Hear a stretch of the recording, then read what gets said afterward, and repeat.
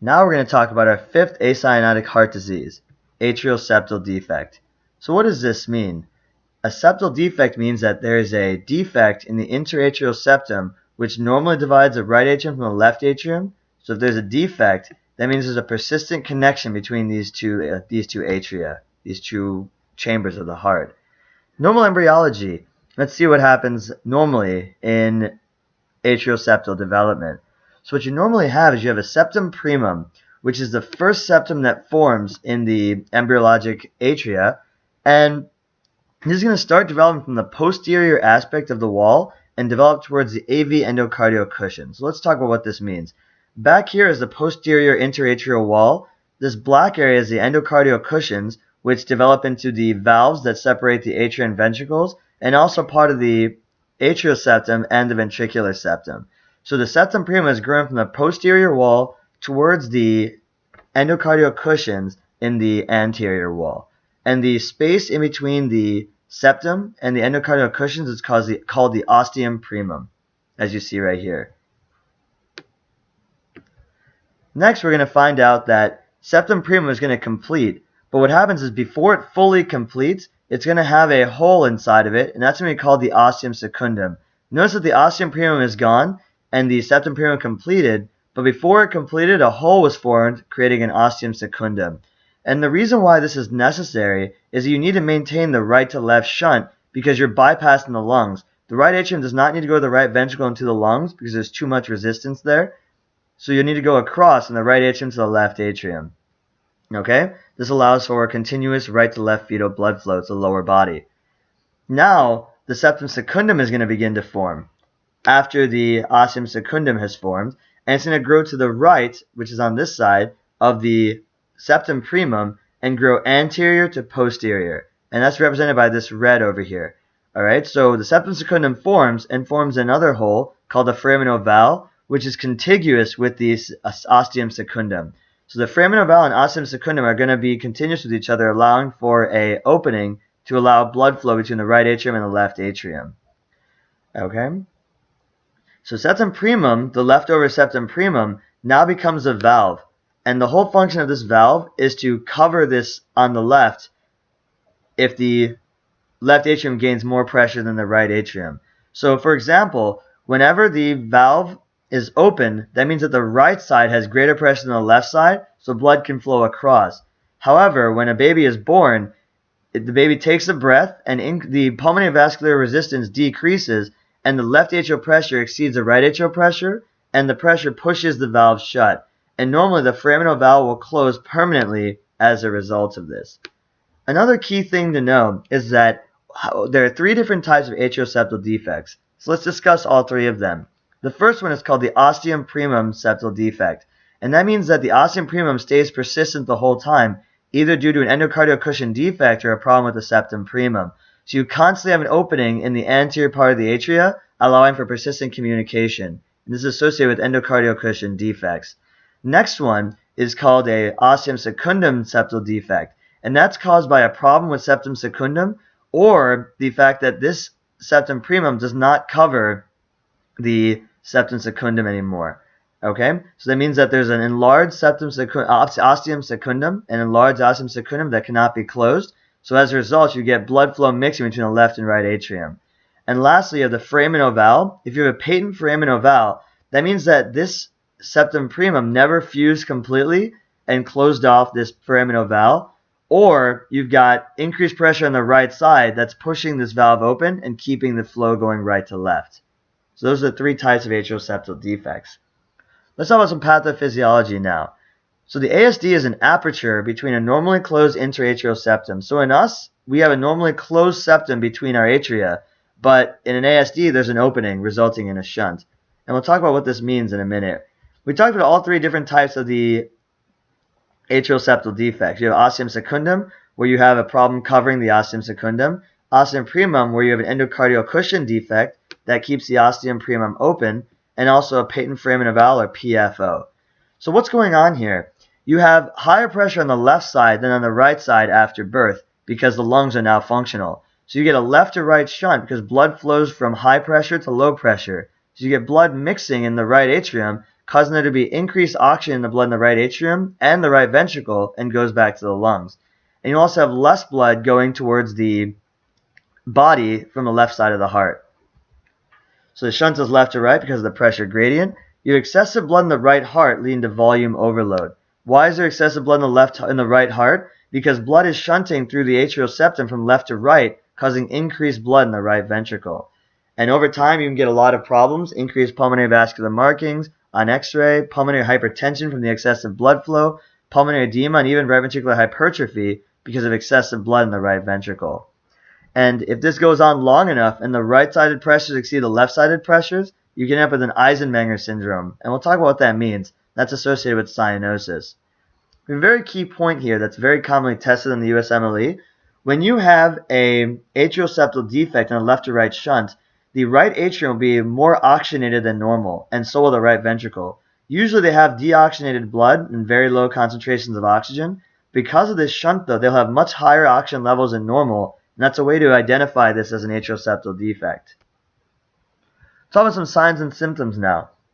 Usually it's asymptomatic, but because of the excess blood flow on the right side of the heart, you can get dyspnea with exertion, palpitations, and even exercise intolerance. The reason for the exercise intolerance is that you may not be able to have enough blood flow to meet the demands of the body because of the shunting from left to right. So you can see there's an inability to keep up with the body's demands, and also an enlarged right heart because of the shunt. You also get arrhythmias. Remember, arrhythmias can be formed by damage to the electrical fibers inside the atria or the ventricles, and because the right atrium and right ventricle are enlarged, they can damage the electrical fibers and lead to all kinds of different arrhythmias, such as AFib, aflutter, and tachyarrhythmias, meaning fast heart rate arrhythmias. You can also get a paradoxical embolism. I'm sure you've heard this term before, and what this means is that you get an embolism that goes from a DVT in the leg, or say from a clot from some other part of the body, goes into the veins, goes into the right heart, and because there's an opening between the septums, you've got between the atria by a septum, the DVT can cross over this clot through the atrial septum into the left side of circulation and cause a clot somewhere in the systemic circulation. So it's paradoxical because normally a venous embolism should not affect an artery, but it can pass through an atrial septal defect. You also get some murmurs involved as well. Because there's more blood on the right side of the heart, you can get a pulmonic flow murmur, as you see here, the systolic ejection murmur at the left upper sternal border. And you can also get a fixed, widely split S2 heart sound. Remember, the S2 sound is split in inspiration because of more blood on the right side. But because of the ASD, you always have more blood on the right side, so you get a fixed, widely split S2 heart sound. You can also get a tricuspid flow murmur because of excess blood flow going across the atrium to the right ventricle to the tricuspid valve, and even a right ventricular peristernal heave because of the enlarged right ventricle. EKG will show right axis deviation and RVH because of the enlarged right heart and excessive blood flow. Chest x-rays, same thing, and you'll have increased pulmonary vascular markings because more blood going to the lungs. And echo is a definitive diagnosis for this condition. So treatment is that small defects close on their own, while large defects will require surgery. Now let's talk about the ventricular septal defect. It's important to know epidemiologically it's the second most common congenital heart defect in humans after the bicuspid aortic valve. That's the number one most common, and we talked about that earlier. Let's talk about the pathophysiology of VSD. So the VSD is normally composed of two components. It's composed of a membranous component, which is near the aortic valve root opening, and a muscular component, which is in the lower part of the ventricle. Alright, so these two are very important for forming the ventricular septum that divides the two ventricles from each other. So you can have a VSD either in the membranous part or the muscular part, but the membranous one's the one we're going to concern ourselves with for the purpose of this presentation. So let's take a look at this diagram here. Instead of the blood crossing in the atria and mixing in the atria as we had in the ASD, the mixing is happening in the ventricles. And remember, the left side is much higher pressure than the right side after the lungs start being functional, so you're going to have a left to right shunt in the ventricles, from the left ventricle to the right ventricle. And notice also that the right ventricle will have higher oxygenation levels than normal, but the right atrium will not. And the reason for that is that there's no ASD, it's only a VSD. So in atrial septal defect, you'll have increased oxygen in the right atrium and right ventricle. In VSD, you'll only have increased oxygen in the right ventricle. So you see a VSD is an abnormal aperture in the ventricular septum, allowing for left to right shunt. And this causes a mixing of blood, leading to increased oxygen in the blood going back to the lungs. But there's no cyanosis because the cyanotic blood is not reaching systemic circulation. And an important thing, just like last time, the ASD, you've got increased blood flow into the right side of the heart, causing increased pulmonary vascular markings and increased pulmonary blood pressure. And this can also overwhelm the right heart, causing right ventricular hypertrophy and failure. So none of the shunted blood. This is important. The more the blood that's shunted, the more problems that you're going to have. So the size of the shunt, the bigger the VSD, the more the left to right blood flow, and the more blood going from the left to the right, and the more overwhelmed the right ventricle will be. And second, the amount of pulmonary vascular resistance. So if you have more resistance in the pulmonary vascular tracts, you'll get less left to right blood shunting, and that can lead to something called Eisenmenger syndrome, which we will talk about in a future slide. So some signs and symptoms of VSD. So you have some symptoms during early life, which are signs of heart failure, and this is due to the VSD causing not enough blood to reach systemic circulation. So since you can't have enough blood reaching systemic circulation, you cannot meet the metabolic demands, and these are the symptoms you get as a result. You have decreased forward flow of blood. You get a holosystolic murmur at the lower left sternal border. This is classic for VSD, and we can hear it actually here too.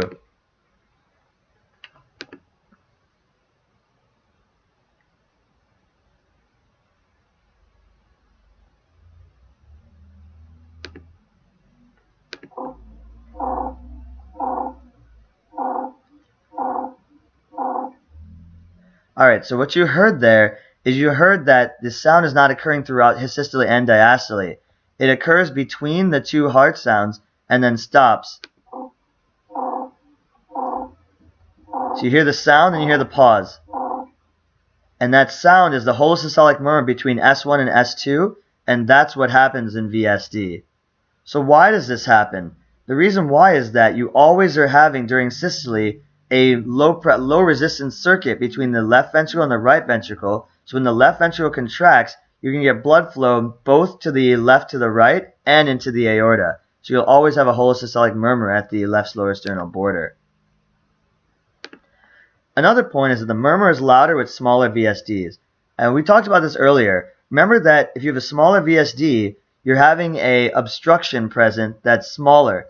And because of that, the blood has to flow from a high pressure left ventricle through a very small opening into the right ventricle. And because of that, you'll get a louder murmur because you have to push through a smaller gap. But if you have a bigger opening, you'll have less of a murmur because it's easier for the blood to flow. And we also talked about how you get heart failure because of excessive blood in the right ventricle. And you also get excess blood in the pulmonary system as well. Echocardiography being the best test like always. And chest x-rays, similar to atrial septal defect, will cause increased pulmonary vascular markings and an enlarged heart, especially the right heart. So the treatment is that small septal defects close on their own, while large VSDs you have to treat the symptoms initially and then surgically repair it.